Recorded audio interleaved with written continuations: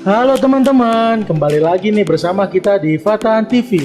Kali ini kami akan ngebahas tentang praktik barbar kuno yang masih ada di era modern. Ketika kita mempertimbangkan beberapa dari berbagai praktik barbar yang merupakan hal umum dilakukan di kehidupan nenek moyang kita zaman kuno, kita cenderung menilai apa yang dilakukan itu tak beradab, kejam, dan bengis.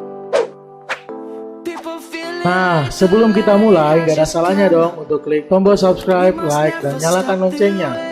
Dan jangan lupa share ke teman kalian agar teman kalian tahu apa yang kalian tahu. Number 1. Kanibalisme di sini tidak termasuk dalam psikopat atau sekelompok manusia yang terdampar di hutan belantara dan harus bertahan hidup dengan memakan sesamanya. Kanibalisme di sini diartikan sekelompok orang yang masih menganggap memakan manusia sebagai bagian dari budaya mereka. Seperti suku Korowai yang berada di pedalaman Papua, mereka masih melaksanakan budaya kanibalisme sebagai ritual khusus suku mereka. Suku ini memiliki tradisi yang turun-temurun dari leluhur mereka.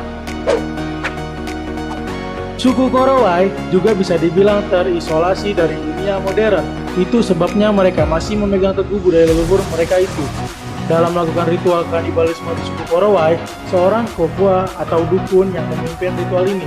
Sebelum disantap, korban yang sudah ditunjuk akan disiksa, kemudian dibunuh lalu dimakan. Bagian pertama yang dimakan dari tubuh korban adalah otak mereka. Nah, kalian suka nggak dengan daging manusia?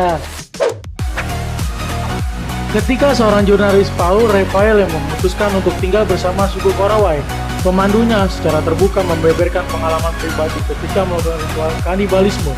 Banyak pengalaman dari para kanibal yang mengatakan jika rasa daging manusia itu mirip dengan daging babi atau daging sapi. Namun, menurut pemandunya, rasa daging manusia justru lebih mirip seperti daging burung kasuari. Selain suku Korowai, ada rumor bahwa ritual kanibalisme masih dilakukan di tempat-tempat tertentu sekitar Pasifik Selatan.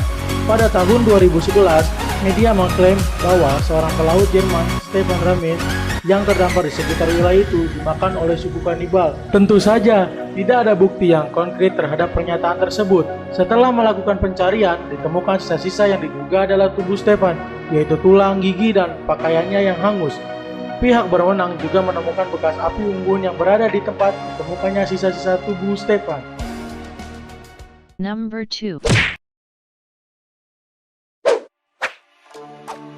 Sebelum abad ke-20, eksekusi mati di depan umum adalah peristiwa yang dianggap menyenangkan dan menghibur bagi siapapun yang menontonnya.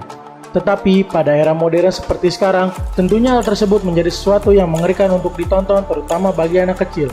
Praktik ini sepenuhnya telah dihapuskan bagi beberapa negara di dunia barat, karena melanggar hak asasi manusia dan pemerintah juga melarang hukuman mati bagi para kriminal.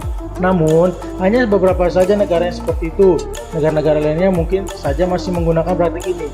Kebanyakan negara yang masih menggunakan eksekusi mati di depan umum berpendapat bahwa hal tersebut dilakukan sebagai cara untuk mencegah orang lain berbuat kejahatan dengan maksud untuk mengurangi tingkat kejahatan di negara mereka. Namun, apakah itu efektif? Akhir-akhir ini, negara yang dengan lantang memberikan eksekusi mati di depan umum adalah Iran.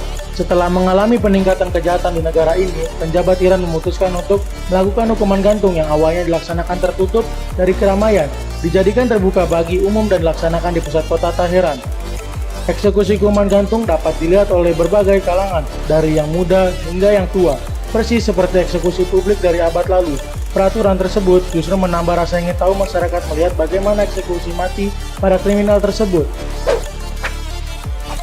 Sehingga mereka justru berdesakan untuk mendapatkan pemandangan yang sempurna dari hukuman gantung di Iran. Tidak semua narapidana dihukum mati gantung. Pemerintah menggolongkan narapidana berdasarkan tingkat kejahatan yang dilakukan. Kebanyakan narapidana yang melakukan pembunuhan, pemerkosaan, homoseksualitas, dan penyalahgunaan obat-obat terlarang atau narkoba yang pantas untuk dihukum gantung. Number 3. Adakah yang lebih barbar dari eksekusi mati di depan umum? Jawabannya ada. Eksekusi mati di depan umum mungkin tidak ada penyiksaan yang membuat para kriminal merasa sakit. Berbeda jika dilakukan penyiksaan di depan umum terlebih dahulu, kemudian disusul dengan eksekusi mati. Tentunya hal itu menjadi tontonan yang kejam dan lebih barbar. Salah satunya yaitu rajam. di mana para pelaku kejahatan akan dikubur setengah badan dalam posisi berdiri. Lalu para penonton berhak untuk melempar pelaku kejahatan dengan batu sampai mati. Namun ada peraturan khusus bagi para pelempar batu. Dipastikan penonton yang ingin berpartisipasi harus memiliki batu yang berukuran tepat yang akan digunakan untuk merajam penjahat. Dalam artian, ukuran batu tidak terlalu kecil dan juga tidak terlalu besar, karena tujuan rajam sendiri adalah menyiksa, sehingga penggunaan batu yang terlalu besar akan menyebabkan penjahat mati dengan cepat. Jika hal itu terjadi, penonton yang melempar batu itu akan dihukum karena dianggap membantu penjahat. Saat ini, rajam dianggap legal di Arab Saudi, Pakistan, Yaman, Uni Emirat Arab, Sudan, dan Iran. Dan sebagian negara yang menggunakan hukuman rajam untuk menghukum para pezina. Selain hukuman rajam, ternyata ada juga bentuk penyiksaan lainnya yang dianggap legal di beberapa negara, seperti di Arab Saudi. Mencongkel mata dan pemenggalan kepala masih merupakan bentuk hukuman yang sah dilakukan. Di negara yang mengharuskan hukuman amputasi bagi yang melakukan pencurian, di Singapura hukuman cambuk juga masih menjadi satu penyiksaan yang legal dan umum diberikan para penjahat. Number 4.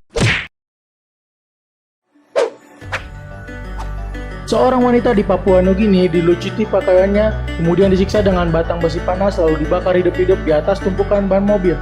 Dan semuanya yang dilakukan itu di depan ratusan khalayak ramai yang menonton adegan tersebut. Diduga perempuan itu dihukum karena dianggap sebagai penyihir, sama seperti abad ke-16 atau 17, di mana berbagai negara di Eropa sangat gencar melakukan pemburuan penyihir dengan metode-metode yang kejam dan sadis. Kejadian di Papua Nugini ini terjadi pada bulan Februari 2013 silam. Mereka menemukan bahwa para perempuan tua dianggap sebagai penyihir dan meresahkan warga setempat. Oleh karena keresahan warga itulah pemerintah merencanakan untuk melakukan perburuan penyihir, dan jika dianggap sebagai penyihir, maka ia akan dihukum secara kejam dan sadis di depan umum. Papua Nugini bukan satu-satunya negara yang masih menggunakan metode perburuan dan penyiksaan terhadap wanita yang dianggap penyihir. Beberapa masyarakat di Afrika juga masih melakukan praktik ini. Dan bukan hanya dilakukan sekelompok suku-suku terpencil saja, melainkan di kota-kota besar juga melakukan praktik ini. Seperti Presiden Gambia, Yahya Jammeh mengesahkan perburuan terhadap penyihir di tahun 2009. Atas meminta presiden itu, para warga menjadi was-was dan merasa diteror oleh pemerintah. Puluhan orang melarikan diri dari negara itu akibat undang-undang tersebut. Sedikitnya 6 orang tewas karena dianggap sebagai penyihir. Contoh lainnya, di India, sekitar 150 hingga 200 wanita tewas per tahun karena diduga sebagai seorang penyihir. Entah itu benar atau tidak, pemerintah India memang memperlakukan hukuman bagi penyihir. Di Arab Saudi juga melakukan penyerangan penyihir seperti itu. Seseorang yang melakukan sihir dianggap melakukan kejahatan secara umum dan diberikan hukuman mati bagi mereka yang melanggar hukum. Gimana nih menurut kalian? Hukuman mana yang paling barbar? Tulis di kolom komentar ya. Oke, sekian dulu pembahasan tentang praktik barbar kuno yang masih ada di era modern. Jangan lupa klik tombol subscribe, like, dan nyalakan loncengnya. Dan jangan lupa share ke teman kalian agar teman kalian tahu apa yang kalian tahu.